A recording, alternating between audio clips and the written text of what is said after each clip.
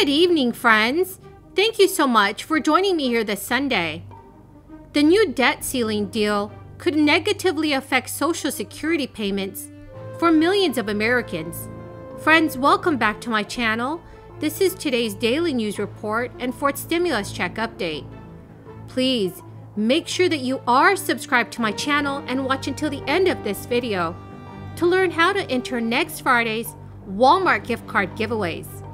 Lawmakers in Washington have agreed to a short-term increase of the debt ceiling, postponing the need for the U.S. Treasury to decide on who gets paid. But that agreement only gives a matter of weeks breathing space. If a longer-term solution is not achieved before December 3rd, 2021, the estimated date that the U.S. Treasury will not be able to meet all its financial obligations, then questions about what payments the U.S. government can make come into play. The United States Treasury can recover roughly 60% of its day-to-day financial obligations through money it takes in, and that's mainly through taxes.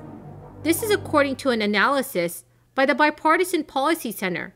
U.S. Treasury Secretary Janet Yellen warned Congress that the federal government would exhaust its cash on hand by October 18th if no action was taken, leading to extraordinary measures. With the agreement passed between Republicans and Democrats in the Senate to raise the debt ceiling by $480 billion, that will give the U.S. Treasury breathing room until around December 3rd. However, due to the unpredictability of the cash flows of the Treasury takes in, a longer-term solution will be needed to be reached before then. Operations of the federal government were also given a short-term extension, averting a government shutdown at the end of September through a stopgap bill. Lawmakers agreed to keep the U.S. federal government funded until December 3rd, making that date an even more critical deadline. Accumulated $30 trillion in debt. Interest payments have been fairly low over the past decade or so. Interest payments are about, 1, 2, 2.5%. But now interest rates are rising. Even at the low interest rates, our interest rate that we pay each year has grown to about $300 billion a year. So $300 billion a year, and people say, well, there's a debt ceiling. If the debt ceiling doesn't come up, we'll default, and Wall Street will become hysterical, and there'll be a collapse of the stock market. Well, there doesn't need to be. Nobody really is for spreading discalm or spreading, chaos among the marketplace. We all want the marketplace to be calm. How could we calm the marketplace? What we would say to the marketplace is, we'll pay our bills. We're not going to default on our currency. And the way you can pay for your bills is pay for it with income. We bring in $3.8 trillion a year in tax revenue. The interest payment is $300 billion. It's less than we bring in 1 month. So the annual payment on interest is less than what we bring in tax revenue in 1 month. Why can't we pay the interest? Why would we ever not pay the interest on our debt? Why? Because we're overdrawn and because all the rest of the spending is crowded out by the interest. We've got plenty of money to pay for the interest. We just don't have enough left to pay for the cocaine studies with Japanese quail. That's about $1 million. You say, it's only $1 million. Well, they studied Japanese quail to see whether or not Japanese quail on cocaine, to see if they're more sexually promiscuous. How did we get to a $30 trillion debt? Because there's studies like that littered throughout the budget. In fact, the group that does these studies, the National Science Foundation, we just increased. Should the U.S. Treasury no longer be able to meet all financial obligations of the U.S., choices will need to be made about what bills get paid and which are rolled over. This is unmapped territory for the department. But beyond pulling a rabbit out of the hat, which the Treasury has said it won't do, the department could proceed in a couple of ways. The department could either prioritize payments or make a full day's worth of payments once there are sufficient funds. The former would mean some obligations kept paid on time, while others would be delayed. The latter would result in all payments except for interest payments being delayed, but would potentially be easier for the computerized system to manage. Both options would run into some legal trouble. There is uncertainty about how Social Security benefits would be affected in either of the before-mentioned scenarios, as payments are financed from a dedicated payroll tax.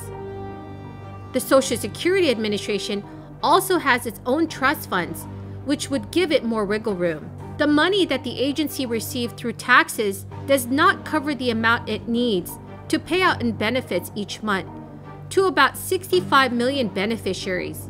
Even though the agency staggers payments on a weekly basis, when it has used up its cash on hand, the agency may have to wait to send out the following batches of payments until there is enough money. Chief economist at the Bipartisan Policy Center, Jason Fichtner, told the New York Times one possible workaround would be for the Treasury to purchase special issue bonds from the program's trust fund and then turn around and issue new bonds to replace them. So in theory, that would not fall foul out of the debt ceiling limit, and benefits could be paid on time. So friends, what are your thoughts about what's going on in Congress? Please leave your thoughts in the comments section below. Key word for this video, friends, is football. If you would like to enter this coming Friday's Walmart gift card giveaways, please like this video, make sure that you are subscribed to my channel, and comment below the keyword. Thank you so much, friends. If Congress does not raise the debt ceiling, the day when the U.S. Treasury will no longer be able to meet all the financial obligations, which is now estimated to be December 3rd, the Social Security Administration may have to start delaying some payments. According to the agency's payment schedule, supplemental security income payments go out on the first Wednesday of each month, which this year is December 1st, just 2 days before potential default. Demands for answers about stimulus payments have flooded the Internal Revenue Service call centers, frustrating countless Americans who cannot get through. The IRS has faced a dire staffing issue since the onset of this crisis, forcing the closure of many help centers. But meanwhile, calls for assistance exploded fourfold as Americans sought information about stimulus checks and tax relief.